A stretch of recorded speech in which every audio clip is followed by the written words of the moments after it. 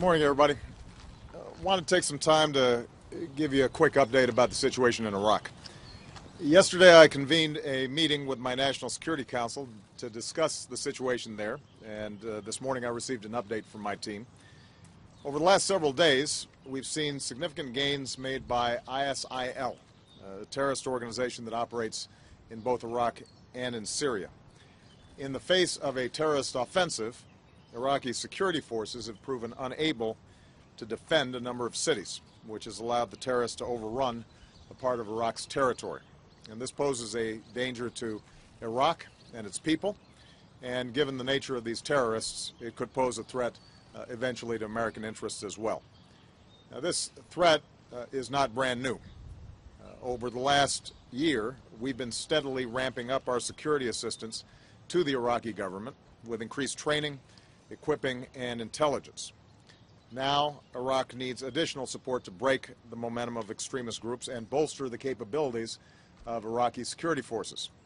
We will not be sending U.S. troops back into combat in Iraq, but I have asked my national security team to prepare a range of other options that could help support Iraq security forces, and I'll be reviewing those options in the days ahead.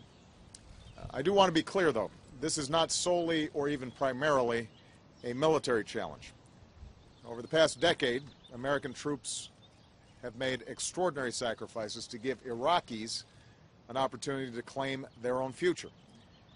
Unfortunately, Iraqis' leaders have been unable to overcome too often the mistrust and sectarian differences that have long been simmering there. And that's created vulnerabilities within the Iraqi government as well as their security forces. So, any action that we may take to provide assistance to Iraqi security forces has to be joined by a serious and sincere effort by Iraq's leaders to set aside sectarian differences, to promote stability, and account for the legitimate interests of all of Iraq's communities, and to continue to build the capacity of an effective security force. We can't do it for them. And in the absence of this type of political effort, short-term military action, including any assistance we might provide, won't succeed. So this should be a wake-up call.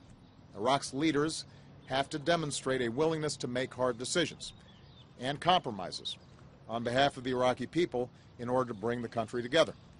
In that effort, they will have the support of the United States and our friends and our allies. Now, Iraq's neighbors also have some responsibilities to support this process. Nobody has an interest in seeing terrorists gain a foothold inside of Iraq, and nobody is going to benefit from seeing Iraq descend into chaos. So the United States will do our part, but understand that ultimately it's up to the Iraqis as a sovereign nation to solve their problems. Indeed, across the region, we have redoubled our efforts to help build more capable counterterrorism forces so that groups like ISIL can't establish safe haven. And we'll continue that effort through our support of the moderate opposition in Syria, our support for Iraq and its security forces, and our partnership with other countries across the region. We're also going to pursue intensive diplomacy throughout this period, both inside of Iraq and across the region, because there's never going to be stability in Iraq or the broader region unless there are political outcomes that allow people to resolve their differences peacefully without resorting to war or relying on the United States military. We'll be monitoring the situation in Iraq very carefully over the next several days. Our top priority will remain being vigilant against any threats to our personnel serving overseas. We will consult closely with Congress as we make determinations about appropriate action, and we'll continue to keep the American people fully informed as we make decisions about the way forward.